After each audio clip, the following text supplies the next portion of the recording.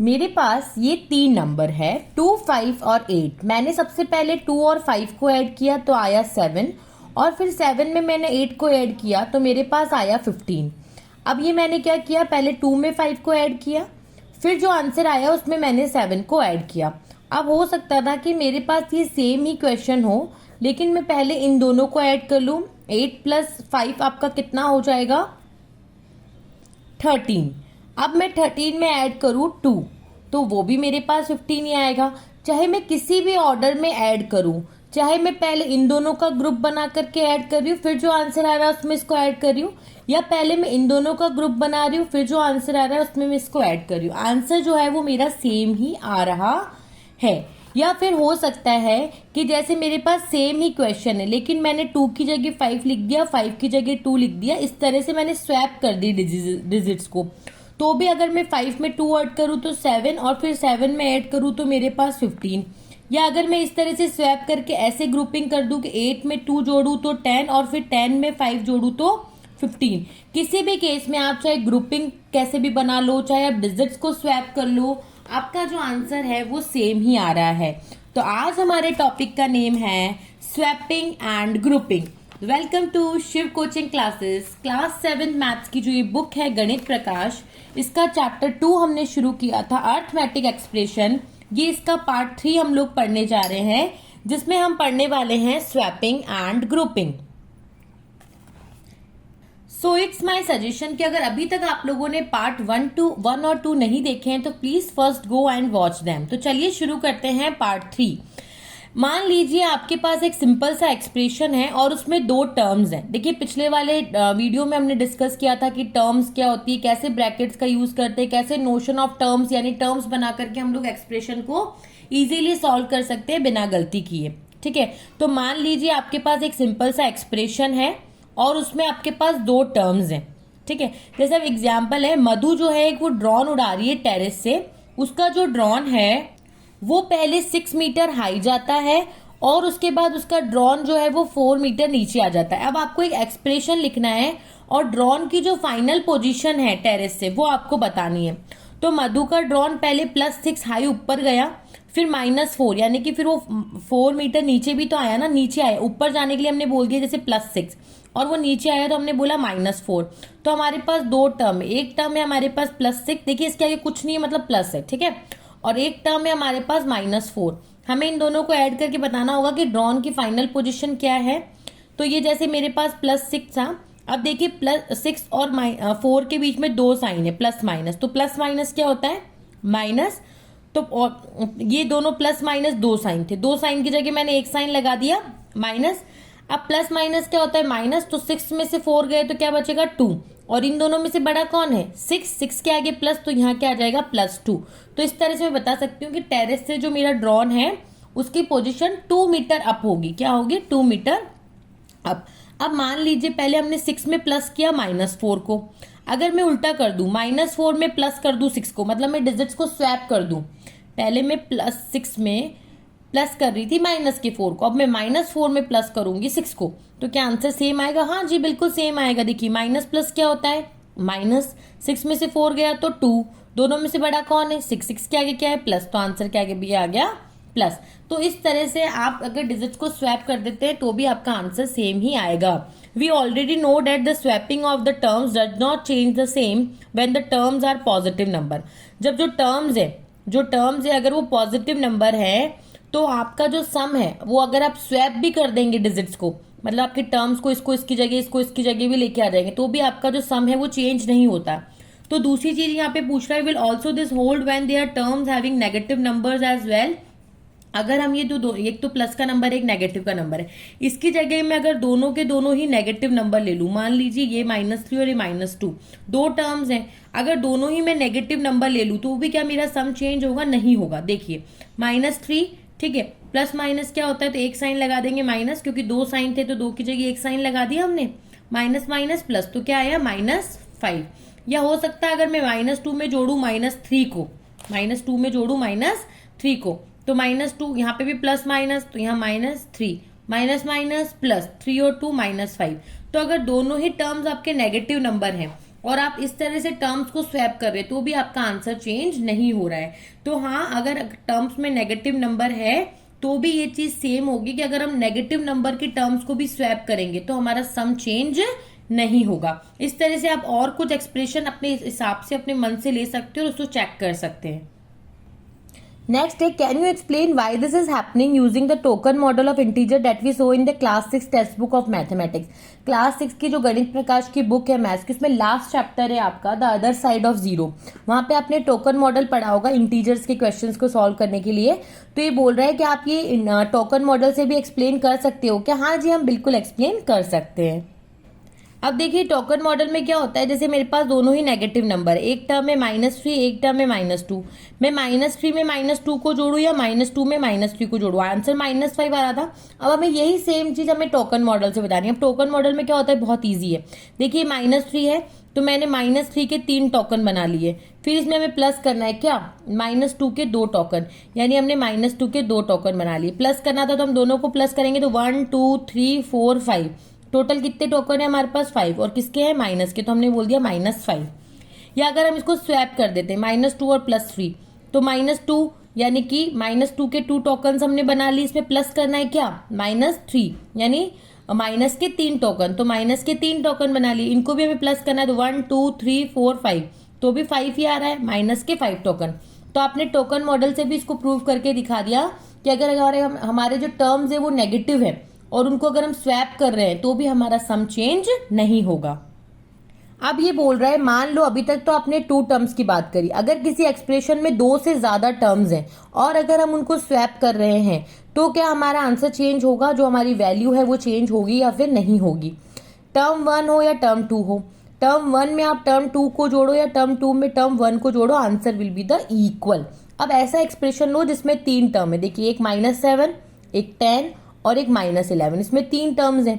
अब हो सकता है कि पहले मैं -7 में 10 को जोड़ू, फिर जो आंसर है उसमें -11 को जोड़ू, लेकिन जो ये मेरी फ्रेंड है वो क्या करती है, पहले 10 में -11 को जोड़ती है, फिर जो आंसर आता है उसमें -7 को जोड़ती है। तो उसने देखा कि दोनों ही केस में जो आंसर है वो सेम आ रहा है, मतलब कि आप किसी भी तरह से ग्रुप कर दीजिए, you will get the same answer. अब देखते हैं कैसे, देखिए माइनस प्लस क्या होता है, माइनस 10 में से 7 गया तो 3, लेकिन 3 बचेगा प्लस का, क्योंकि 7 और 10 में से कौन बड़ा है 10, तो प्लस का 3। अब प्लस का 3 और यहाँ पे ये प्लस और ये माइनस का 11 इस तरह से ब्रैकेट में बंद है। अब हमें पता है 3 और 11 के बीच में 2 साइन है प्लस माइनस, तो प्लस माइनस की जगह क्या आ जाएगा माइनस, ठीक है। अब बताइए प्लस माइनस क्या होता है, माइनस 11 में से 3 गया तो क्या बचेगा आपका 8, लेकिन किसका बचेगा माइनस का 8। उसी तरह से जैसे मैं इसको सॉल्व करूं, पहले इसने 10 और 11 को जोड़ा है तो ये ऐसे है ना 10 प्लस माइनस 11, तो 10 और 11 के बीच में 2 साइन है तो प्लस माइनस माइनस, 10 में से 11 गया तो माइनस का 1 क्योंकि 11 बड़ा है, और अब ये इधर बचा हुआ है हमारा माइनस का 7 और ये प्लस, ठीक है। -7 प्लस माइनस -1, ठीक है, माइनस माइनस प्लस 7 + 1 8, तो ये माइनस का 8। देखिए आप चाहे इस तरह से सॉल्व करिए चाहे इस तरह से सॉल्व कीजिए, दोनों ही केस में आपका आंसर क्या आ रहा है -8। So again we know that while adding the positive number grouping them in any of the above 2 way give the same sum. तो ये क्या नेगेटिव नंबर्स के लिए भी होल्ड होगा? हाँ जी बिल्कुल। अगर 2 या 2 से ज्यादा टर्म्स हैं, आप उन और सारी की सारी टर्म्स आपकी नेगेटिव है और आप उनको किसी भी ऑर्डर में या कैसे भी ग्रुप बना करके ऐड कर रहे हैं तो भी आपका आंसर सेम ही आएगा। ये बोल रहे हैं कुछ एक्सप्रेशन लीजिए और चेक करके बताइए, और टोकन मॉडल से भी आपको बताना है। जैसे चलिए हम इसको देखते हैं। ये देखिए कि जब ऐड करेंगे आप टर्म्स हैविंग नेगेटिव नंबर और आप वो किसी भी वे में ग्रुप कर लीजिए, वो सेम रिजल्ट आएगा। जैसे हमारे पास यहाँ 3 नंबर है, -3, -4 और -5, 3 टर्म्स हैं। अब मैंने पहले क्या किया, -3 और -4 को जोड़ा तो क्या आया -7, फिर जो आंसर आया उसमें मैंने ऐड किया -5 को, तो जो मेरा आंसर है वो क्या आया है -12। क्या आया है -12। या हो सकता है कि मेरे पास जो 3 टर्म थे मैंने तो पहले -3 और -4 को जोड़ा, फिर जो आंसर आया उसमें -5 को जोड़ा, बट मेरी फ्रेंड ने क्या किया है पहले -4 और -5 को जोड़ा तो क्या आ गया -9, और फिर जो -9 आया उसमें ऐड किया है -3, जब जाके आपका आंसर आया है -12, ठीक है। तो अगर आप 2 से ज्यादा टर्म्स भी है और उनको भी अगर आप स्वैप कर रहे हैं तो आपको आंसर जो है वो सेम ही मिलेगा। अब इसको टोकन मॉडल से समझते हैं। टोकन मॉडल में मैंने पहले -3 था, तो मैंने -3 मतलब 3 बार 3 माइनस के टोकन बनाए, और फिर इसमें प्लस करना था -4, तो मैंने 4 माइनस के टोकन बनाए, इन दोनों को एक साथ प्लस किया। फिर इसमें जो आंसर आया उसमें मुझे प्लस करना था -5, यानी मैंने 5 के माइनस के 5 टोकन्स मैंने बना लिए। तो भी देखिए इसका आंसर क्या आएगा, 1 2 3 4 5 6 7 8 9 10 11 12, माइनस का 12 भी आया। या हो सकता है मेरी फ्रेंड ने जैसे किया है, अगर मैं उसको टोकन मॉडल से कर लूँ, जैसे यहाँ -4 और -5 को उसने पहले ऐड किया, तो मैंने -4 यानी 4 माइनस के टोकन और 5 माइनस के टोकन को पहले एक साथ जोड़ा, फिर जो आंसर आया उसमें मैंने 3 माइनस के टोकन को ऐड किया है। तो 1 2 3 4 5 6 7 8 9 10 11 12, तो भी answer will be the same. ठीक है, समझ आया आप सभी को? सो हम कह सकते हैं कि आप एक्सप्रेशन में जो टर्म्स हैं उनको आप किसी भी वे में ग्रुप कर लीजिए, वैल्यू जो है वो सेम आएगी। जैसे आपके पास 3 टर्म्स हैं, तो पहले आपने टर्म 1 और टर्म 2 को जोड़ा, जो आंसर आया उसमें टर्म 3 को जोड़ा, या फिर हो सकता है आप टर्म 2 और टर्म 3 को पहले ऐड कर रहे हैं, फिर जो आंसर आ रहा है उसमें टर्म 1 को ऐड कर रहे हैं, तो आपकी वैल्यू चेंज नहीं होगी, चाहे आपकी टर्म सारी पॉजिटिव है, चाहे नेगेटिव है, चाहे उनका मिक्सअप है। अब जैसे ये अनदर एक एक्सप्रेशन है, what happen when we change the order, अगर हम ऑर्डर ही चेंज कर दें, है ना, जैसे कि सपोज कीजिए ये यही वाला सेम क्वेश्चन है कि पहले इन दोनों को जोड़ा, फिर जो आंसर आया उसमें इसको जोड़ो, या इन दोनों को जोड़ो, फिर जो आंसर आया उसमें इसको जोड़ो। तो हमने क्या देखा था, -8 ही आ रहा है, तो ये भी चीज हमें यही बोल रहा है कि किसी भी ऑर्डर में कैसे भी ऐड करो, आंसर विल बी द -8। दूसरा क्वेश्चन हमसे यहाँ पूछा जा रहा है, does adding the terms of expression in adding orders give the same value, take some more expression and check and consider expression with more than 3 terms. अब देखिए हमने 2 टर्म्स वाला देखा, 3 टर्म्स वाला देखा, हमने देखा कि सब में ये चीज वैलिड हो रही है। अब ये बोल रहा है कि अगर 3 टर्म से भी ज्यादा टर्म है तो आप मुझे प्रूफ करके दिखाइए, टोकन मॉडल के थ्रू भी आपको प्रूफ करके दिखाना और वैसे भी प्रूफ करके दिखाना है कि मैं किसी भी ऑर्डर में कैसे भी उनको अरेंज करके और उनको ऐड कर रही हूँ तो मेरी वैल्यू चेंज हो रही है या फिर नहीं हो रही है। इस बार देखिए अब मैंने 4 टर्म्स ले लिए, एक -2, एक -3, एक -4 और एक -5। अब मेरी इच्छा करी पहले मैं -2 और -3 को ऐड करूंगी तो -5, फिर जो आंसर आया उसमें ऐड करूंगी -4 तो आया -9, फिर जो आंसर आया उसमें मैं ऐड करूंगी -5 तो मेरे पास आंसर आ गया -14। अब मेरी एक दूसरी फ्रेंड है, उसने क्या किया, उसने पहले इन बीच वाले दोनों टर्म्स को ऐड कर दिया, -3 और -4 को, तो क्या आ गया -7। फिर जो आंसर आया उसमें उसने ऐड किया -5 तो आया, इन दोनों को ऐड किया तो -12, फिर -12 में -2 को ऐड किया तो आया -14। अब मेरी एक और फ्रेंड थी, उसने क्या किया, उसने सबसे पहले लास्ट वाले 2 टर्म्स को ऐड किया, -4 और -5 को, तो क्या आया -9, और फिर उसने क्या किया कि जो फर्स्ट वाली 2 टर्म्स थी उनको ऐड कर लिया, तो इन दोनों को ऐड करने पे आया -5। अब -5 और -9 को ऐड किया तो भी क्या आया -14। यानी अगर आपके पास 3 से ज्यादा कितनी भी टर्म्स हैं, आप किसी भी वे में किसी भी ऑर्डर में कैसे भी ग्रुप करके अगर उनको ऐड कर रहे हो तो जो आपका आंसर है, आपका जो एक्सप्रेशन की वैल्यू है वो सेम ही आएगी। अब इसे हम देखते हैं टोकन मॉडल से।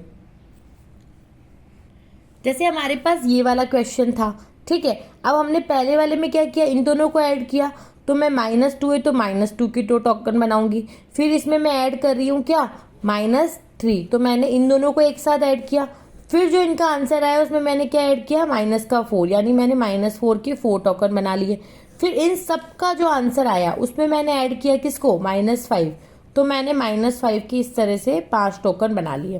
तो अब टोटल क्या हो रहा है, 1 2 3 4 5 6 7 8 9 10 11 12 13 14 है, और सारे के सारे टोकन माइनस किए तो -14 इज योर आंसर। तो इस तरह से और भी जो अदर एक्सप्रेशन थे, मतलब और भी जो और अलग अलग 2 मेथड थे, ये भी आप इस तरह से टोकन मॉडल से चेक कर सकते हैं। अब हमारा जो नेक्स्ट टॉपिक है, से पढ़ने से पहले हमें ये तो समझ में आ गया है कि आप टर्म्स को जब ऐड करते हो, किसी भी ऑर्डर में आप टर्म्स को ऐड करो, आपको वैल्यू जो है वो सेम मिलेगी। तो therefore any expression having only addition does not matter in what word the terms are added. अब ढंग से पढ़िएगा इस लाइन को, ये बोल रहा है कि वो एक्सप्रेशन जिसमें सिर्फ प्लस है ना, मतलब कोई मल्टीप्लाई या डिवाइड कुछ भी नहीं है, जिसमें सिर्फ प्लस प्लस है टर्म्स के बीच में, तो उनको आप किसी भी ऑर्डर में कैसे भी ऐड करो आपका आंसर चेंज नहीं होगा। तो अब हम उन एक्सप्रेशंस की बात करेंगे जिसमें मल्टीप्लिकेशन भी हो और जिसमें डिवीजन भी हो। भाई अभी तक तो हमने ऐसे ही एक्सप्रेशन देखे थे ना कि जिसमें या तो प्लस है या फिर माइनस है, उसमें मल्टीप्लाई डिवाइड का तो कोई काम ही नहीं था। सो अब हम ऐसे एक्सप्रेशंस देखेंगे जिसमें मल्टीप्लिकेशन भी हो और डिवीजन भी हो, और also without the order of operation specified by the bracket, और हमारे पास कोई ब्रैकेट भी लगे नहीं है। तो ऐसे value of such expression are found by first evaluating the terms, once all the terms are evaluated they are added. तो ऐसे एक्सप्रेशन जहाँ पे हमारे पास मल्टीप्लाई भी हो, डिवाइड भी तो हो, और कोई ब्रैकेट ना लगा हो, तो उन एक्सप्रेशन को सॉल्व करने का तरीका क्या है। जैसे ये एक्सप्रेशन है, इसमें मल्टीप्लाई भी है और इसमें कोई ब्रैकेट भी नहीं लगा है, तो इन एक्सप्रेशन को सॉल्व करने का सबसे बेहतर तरीका है कि पहले तो आप इनकी टर्म्स निकालो, जो हमने पार्ट 2 में मैंने आपको बताया था कि टर्म्स कैसे निकालते हैं एक्सप्रेशन में से। आप इनकी टर्म्स बनाओ, उन टर्म्स को अलग अलग सॉल्व करो, और टर्म्स को अलग अलग सॉल्व करने के बाद सिंपली आप उनको किसी भी ऑर्डर में स्वैप या कैसे भी ग्रुप बना करके उनको ऐड कर दीजिए। जैसे मैंने यहाँ पे 2 टर्म्स बना ली, एक टर्म तो ये वाली बनेगी 5 इंटू 4, मैंने बताया ना टर्म्स कैसे बनती है, प्लस वाले साइन से जो भी सेपरेट हो रहा है उनकी एक टर्म बनती है। तो एक टर्म तो हो गई 30 और एक टर्म हो गई 5 इंटू 4, 2 टर्म्स हमारे पास यहाँ पे बन गई है। तो 30 और 5 4 का क्या होता है 20। अब आप इन दोनों को ऐड कर लो, 20 में 30 ऐड करो या 30 में 20 ऐड करो, यू विल गेट द 50। अब एक एक्सप्रेशन और है, यहाँ पे देखिए एक छोटी सी मिस्टेक कर रखी है, 7 इंटू 8 आएगा यहाँ बीच में, ठीक है, 78 नहीं 78। तो हमारे पास यहाँ ये एक्सप्रेशन दे रखा है, एक्सप्रेशन जो था वो ये था, देखिए 5 into 3 plus 2 plus 7 into 8 plus 3, इस तरह से था, इसमें कोई ब्रैकेट वगैरह कुछ भी नहीं है। तो अगर मुझे इस एक्सप्रेशन को सॉल्व करना है तो सबसे पहले मुझे टर्म्स निकालनी पड़ेगी। टर्म्स में कैसे निकालती हूँ कि प्लस से जितने भी सेपरेट हो रहे हैं वो सब टर्म्स है। जैसे कि ये देखिए आप, एक सेकेंड, ये मल्टीप्लाई है, ठीक है, तो एक टर्म आपकी क्या हो गई। हमारे यहाँ पे क्या हो गया कि ये जो क्वेश्चन है हमें कुछ इस तरह से दे रखा है, यहाँ पे देखिए मिस्टेक इन दोनों के बीच में मल्टीप्लाई का साइन नहीं, क्वेश्चन हमारा कुछ इस तरह से। तो प्लस से हमारी जितनी भी टर्म सेपरेट हो रही है, ठीक है, प्लस से हमारी जितनी भी टर्म सेपरेट हो रही है उससे हम टर्म्स बना लेंगे। अब देखिए कैसे, जैसे कि अब यहाँ पे आप बोलेंगे मैम ये प्लस से सेपरेट हो, लेकिन ये खुद एक ब्रैकेट के अंदर बंद है, ऑलरेडी हमें गिवन है, ये खुद ब्रैकेट के अंदर बंद है, और ये मल्टीप्लाई और फिर ये बाहर वाला प्लस। तो एक टर्म तो हमारे पास पूरी हो गई ये वाली 5 इंटू 3 प्लस 2, एक टर्म हो गई हमारे पास 7 इंटू 8, और एक टर्म हो गई हमारे पास 3, यानी कि हमारे पास इसमें 3 टर्म है। एक टर्म तो ये रही 5 इंटू 3 प्लस 2, एक टर्म ये रही, एक टर्म ये रही। तो इसको तो सॉल्व करना नहीं, इसको सॉल्व कर लेंगे, 7 8 56 आ जाएगा, 3 का 3 आ गया, ठीक है। अब इसको कैसे सॉल्व करते हैं, बोर्ड मास रूल के अकॉर्डिंग सबसे पहले हमें ब्रैकेट सॉल्व करना होता है। तो 3 प्लस 2 करेंगे तो क्या आएगा 5, फिर 5 को हम मल्टीप्लाई करेंगे 5 से तो आएगा हमारे पास 25, फिर इन तीनों को हमें सिंपली कर लेना है ऐड, तो हमारा आंसर आ जाएगा 84। तो इस तरह से आपको एक्सप्रेशन को पहले ढंग से देखना है, उसमें से टर्म्स को निकालना है, फिर टर्म्स को सेपरेटली सॉल्व करके आपको एक्सप्रेशन की वैल्यू फाइंड आउट करनी है। अब एक क्वेश्चन ये है कि मनासा के पास एक लॉन्ग लिस्ट ऑफ नंबर्स, उसके पास नंबर्स की एक बहुत लंबी लिस्ट है, उसने 5 मिनट लिए और सभी नंबर को ऐड कर दिया और उनका आंसर आया 11749। लेकिन बाद में उसको रियलाइज हुआ यार वो तो एक 4th वाला जो नंबर था 9055 उसको तो ऐड करना भूल ही गई। तो अब क्या उसे शुरू से ऐड करना पड़ेगा या कोई ऐसा मेथड है जिससे वो सीधा विदाउट वेस्टिंग टाइम वापस से पूरा उतना 5 मिनट खराब किए बिना आंसर सही निकाल सकती है? बिल्कुल उसे वापस से शुरू करने की कोई जरूरत नहीं है। उसके पास जो भी आंसर आया है उसमें जो डिजिट उसकी बच गई थी बस उसको सिंपली ऐड कर दे, क्योंकि अभी तो हमने पढ़ा कि एडिशन में आप कैसे भी ऊपर नीचे ऐड करो, जरूर थोड़ी ना पहले में दूसरा नंबर ऐड करो फिर जो आंसर आया उसमें इसकी एक ऐड करो। हम कैसे भी किसी भी ऑर्डर में ऐड करके हमारा आंसर सेम आएगा। तो अब वो ये वाली डिजिट ऐड करना भूल गई तो बाकी जो डिजिट ऐड करी थी उनका जो आंसर आया उसमें 9055 ऐड करेगी तो उसके पास आंसर आ जाएगा same. So in mathematics we use the phrase commutative property of addition instant of saying swapping terms does not change the sum. Similarly, grouping does not change the same is called associative property of addition। अब देखिए बहुत important term, अभी तक जो हम ये swapping और grouping words use कर रहे थे मैथ्स में इनकी एक प्रॉपर प्रॉपर्टी का नाम होता है। जैसे कॉम्यूटेटिव प्रॉपर्टी हमें क्या बोलती है कि हमारे पास 2 नंबर है A और B, तो आप A में B को जोड़ो या B में A को जोड़ो आंसर तो एक ही आएगा। चाहे आप 2 में 3 को जोड़ो या 3 में 2 को जोड़ो 5 आएगा। 30 में 20 जोड़ोगे तो भी 50 और 30 में 20 जोड़ो या 20 में 30 जोड़ो तो भी क्या आएगा आपके पास 50 ही आएगा। तो इस प्रॉपर्टी को हम बोलते हैं कॉम्यूटेटिव प्रॉपर्टी ऑफ एडिशन। दूसरा उसी तरह से हम ग्रुपिंग बना रहे थे ना, जैसे हमारे पास 3 टर्म है, मान लीजिए A B और C, ठीक है, तो मेरा मन किया पहले मैंने ए और बी को जोड़ा, फिर जो आंसर आया उसमें मैंने सी को जोड़ा। या हो सकता है मेरी फ्रेंड ने क्या किया, पहले बी और सी को जोड़ा और फिर ए को जोड़ा। तो हमने ग्रुपिंग डिफरेंट डिफरेंट वे में करी ना। तो ये जो हम अभी ग्रुपिंग वर्ड यूज ले रहे थे, इसको मैथ्स में बोलते हैं एसोसिएटिव प्रॉपर्टी ऑफ एडिशन। तो होप आपको बच्चों अच्छे से समझ में आई होगी कि क्या होती है हमारी कॉम्यूटेटिव प्रॉपर्टी और क्या होती है associative property. Commutative property simple है कि दो नंबर है उनको किसी भी ऑर्डर में जोड़ो, answer will be the same. Associative number बोलते हैं कि तीन नंबर, उनको किसी भी नंबर को पहले जोड़ो, फिर जो आंसर आया उसमें तीसरे नंबर को जोड़ो, the answer will be the same. This is called the associative property of addition. अब एक बहुत मजेदार सी कहानी मैं आपको सुनाती हूँ। अगर आपकी मम्मा आपको बोले कि आप हैट और शूज पहन लो, तो हो सकता है कि आप पहले हैट पहनो, पहले टोपी पहनो और फिर जूते पहनो, या हो सकता है कि आप पहले जूते पहन लो और फिर टोपी पहन लो। ठीक है, तो आपका जो लुक है वो तो सेम ही रहेगा, चाहे आप कुछ भी पहले पहनो। उसी तरह से कॉम्यूटेटिव प्रॉपर्टी हमारी बोलती है कि चाहे आप ए में बी को जोड़ो या बी में ए को जोड़ो, है ना, answer will be the same. तो इस स्टोरी से भी आप इसको याद रख सकते हैं कि अगर आपकी मम्मा ने बोला है टोपी और जूते पहनो, तो आप चाहे पहले टोपी पहनो और फिर बाद में जूते पहनो, या पहले जूते पहन लो फिर टोपी पहन लो, answer will be the same. But अगर मनासा की मदर ने कहा है कि wear your socks and shoes, तो उस केस में देखो आपको ध्यान रखना पड़ेगा ऑर्डर। उस केस में जैसे मल्टीप्लाई वाले केस में कि भाई पहले आपको बोर्ड मास रूल में ब्रैकेट ही सॉल्व करना। अब इसको आप कैसे याद रखेंगे, जैसे मम्मा ने बोला है जूते और मोजे पहनो, तो इसमें तो रूल है कि पहले आपको मोजे ही पहनने पड़ेंगे, सॉक्स ही पहनेंगे, उसके बाद ही आप शूज पहनेंगे। अगर आप पहले शूज पहन लेंगे और फिर सॉक्स पहन लेंगे तो आपको बहुत अनकंफर्टेबल लगेगा और बहुत ऑकवर्ड लगेगा, राइट। तो कुछ चीजें हैं जहां पे ऑर्डर मैटर कर रहा है, जैसे कि यहाँ पे ऑर्डर मैटर कर रहा है कि आपको टर्म्स बनानी है, तो किस में पहले मल्टीप्लाई करना है, किस में पहले प्लस करना है, वहां आपका बोर्ड मास रूल जो है वो अप्लाई हो रहा है। चलिए अब देखते हैं कुछ और एक्सप्रेशंस और उनकी टर्म्स। अम्मू, चरण, मधु, जॉन, ये सब एक होटल में गए और उन्होंने 4 डोसा ऑर्डर किया। हर डोसा जो था वो 23 रुपीज का था। तो 4 दोस्त गए, चारों दोस्त ने डोसा खाया, एक डोसा 23 रुपीज का था, तो 4 डोसा कितने के आ जाएंगे, 23 इंटू 4। और बाद में वो जो वेटर था उसे टिप दे करके थैंक बोलना चाहते थे, तो चारों ने मिलकर 5 रुपए की टिप भी दी। यानी कि 4 डोसा खाए, एक डोसा 23 रुपीज का था, 4 दोस्तों ने खाया तो 23 इंटू 4, फिर उन्होंने 5 रुपए और दिए टिप के रूप में वेटर को, तो वो आ गया +5। तो ये बन गया हमारा एक्सप्रेशन 4 इंटू 23 +5। अब इसे हमें सॉल्व करना है, तो पहले एक्सप्रेशन में अगर मल्टीप्लाई या डिवाइड है तो हमें क्या बनानी पड़ती है, टर्म्स। टर्म्स कैसे बनती है, जो प्लस से सेपरेट हो। अब हमारे पास एक टर्म तो हो जाएगी 4 इंटू 23 और एक टर्म हो जाएगी हमारे पास 5।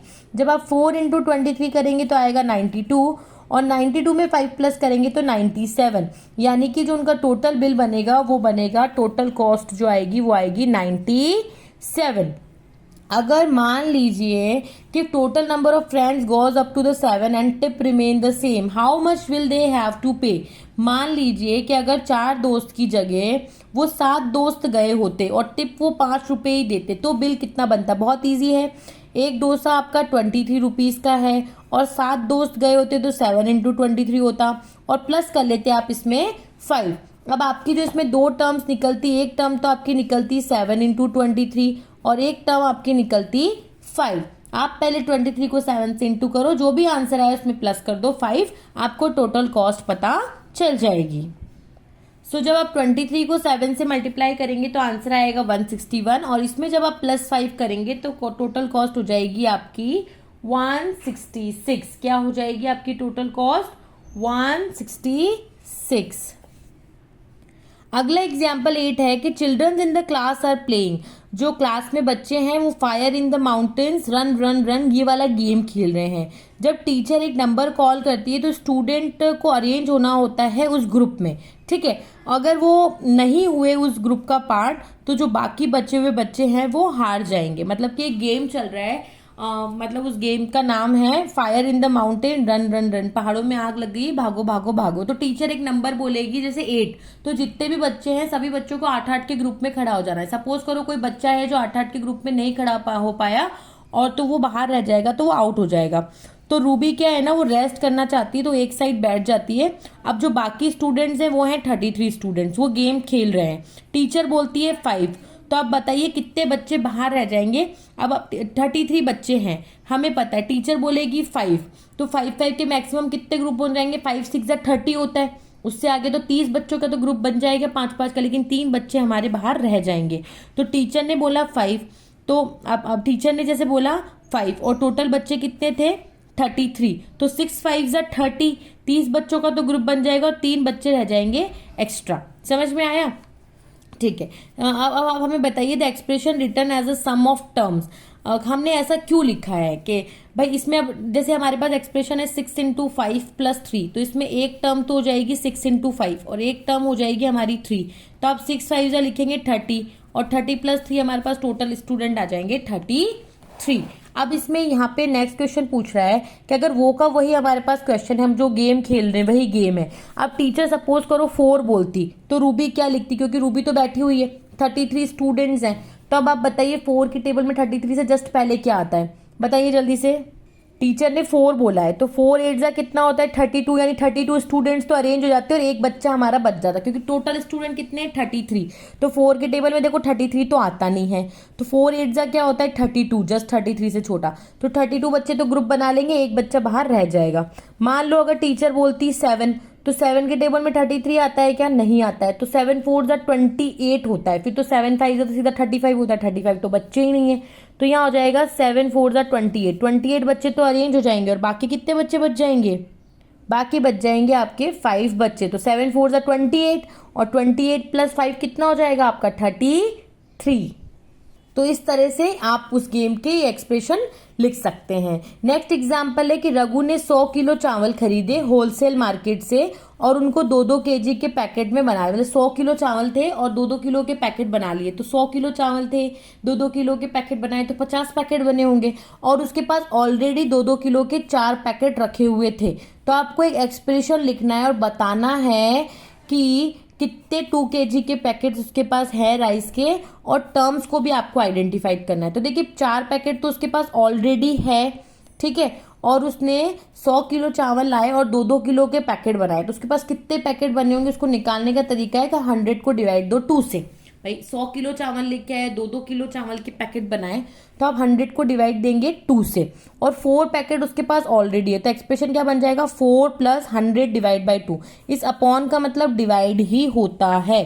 तो यहाँ पे एक टर्म तो हो गई ये वाली 100/2 और एक टर्म हो गई हमारी 4। अब इसका आंसर कैसे निकालेंगे, 4 तो है ही, 100 को 2 से डिवाइड देंगे तो 50, यानी कि टोटल 2-2 kg के उसके पास कितने पैकेट्स हो जाएंगे चावल के 54 पैकेट्स। अब यहाँ पे जो कनन है उसको 432 रुपीज शॉपकीपर को पे करने हैं, लेकिन अब उसको शॉपकीपर को पे करने तो उसके पास 1 रुपये का सिक्का भी है, 5 रुपये का सिक्का भी है, 10 का नोट है, 20 का, 50 का और 100 का नोट है। तो बहुत तरीके से पैसों को पे कर सकता है। हो सकता है कनन ने क्या किया, उसको 432 रुपीज पे करने हैं तो उसने 100 के 4 नोट दिए, 400 रुपये तो ये हो गए। 20 का एक नोट दिया तो 20 रुपये, तो 420 रुपये हो गए, और 10 का एक नोट दिया तो 430 और मतलब उसने एक एक के 2 सिक्के दे दिए तो 2 रुपये हो गए। तो इस तरह से उसने 432 रुपीज दे दिए। या हो सकता है कनन क्या करे कि जो उसके पास 50-50 के नोट है वो 8 नोट दे दे, तो कितने हो जाएंगे 400 रुपये हो जाएंगे, क्योंकि 58 कितना हो जाएगा 400, और 10 रुपये का वो एक नोट दे तो 410 रुपये हो गए, और 5-5 रुपये के वो 4 नोट दे दे तो 20 रुपये ये हो गए, तो 430 तो हो गए, और 1-1 रुपये के 2 सिक्के दे दे। ये कर सकता है। अब आप ये जो ऊपर 2 एक्सप्रेशन हमने लिखे हैं, एक एक्सप्रेशन ये रहा, एक एक्सप्रेशन ये रहा, इसमें आपको टर्म्स बतानी है। क्या बतानी है, टर्म्स। अभी मैंने आपको बताया टर्म्स कैसे निकालते हैं। एक्सप्रेशन में जो भी प्लस से सेपरेट हो रहा है वो टर्म्स होती है। जैसे एक टर्म हो गई 4 × 100 प्लस से अलग हो रही है, फिर एक हो गई 1 × 20, एक हो गई 1 × 10, एक टर्म हो गई 2 × 1।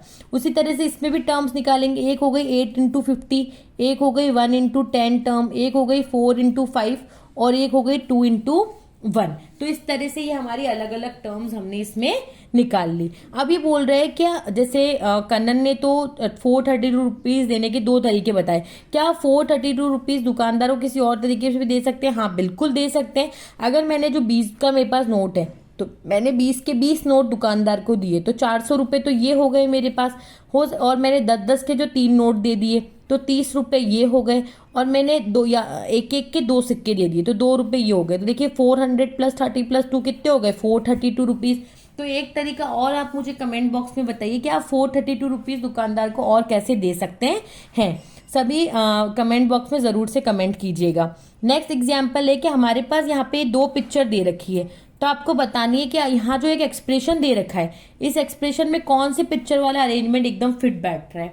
तो पहले तो हम एक्सप्रेशन समझते हैं। एक्सप्रेशन है हमारे पास 5 × 2 + 3 के पहले आपको मतलब इसमें 2 टर्म हो गए, एक तो हो गया 5 × 2 और एक हो गया आपके पास 3, यानी कि या तो आपके पास 2 के 5 ब्लॉक हो या 5 के 2 ब्लॉक हो। क्या हो, 5 के 2 ब्लॉक हो।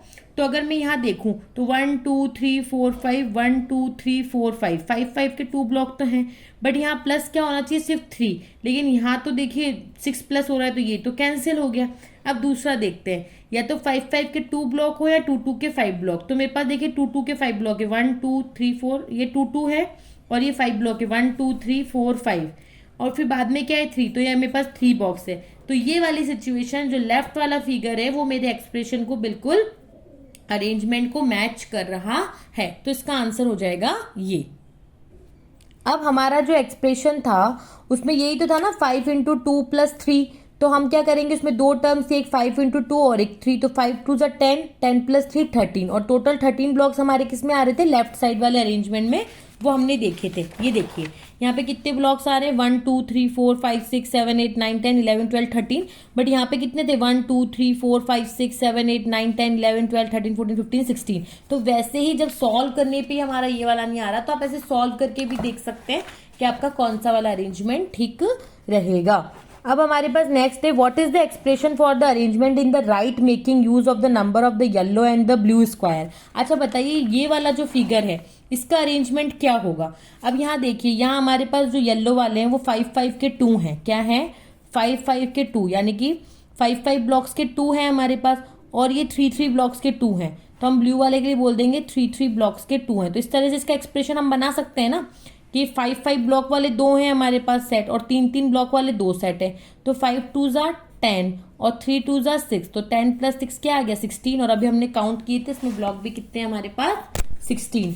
तो इस तरह से होप आपको अच्छे से ये चीज समझ में आई होगी। तो हमारा इसका एक्सप्रेशन इस तरह से हम लिख सकते हैं। ठीक है, अगर आपको मेरा वीडियो पसंद आया तो please subscribe my channel and share with your friends and family, and जल्दी से कमेंट बॉक्स में कमेंट कर दीजिए पार्ट 4, क्योंकि पार्ट 4 में जो मैं आपको ये फिगर इट आउट है पेज नंबर 34 और 35 पे, ये पूरी मैं आपको करवाने वाली हूँ। एक एक क्वेश्चन हम आपके साथ ही करेंगे। So please be a part of our family, and thank you for watching. तब तक के लिए bye bye, take care and thank you, and please don't forget to subscribe and comment.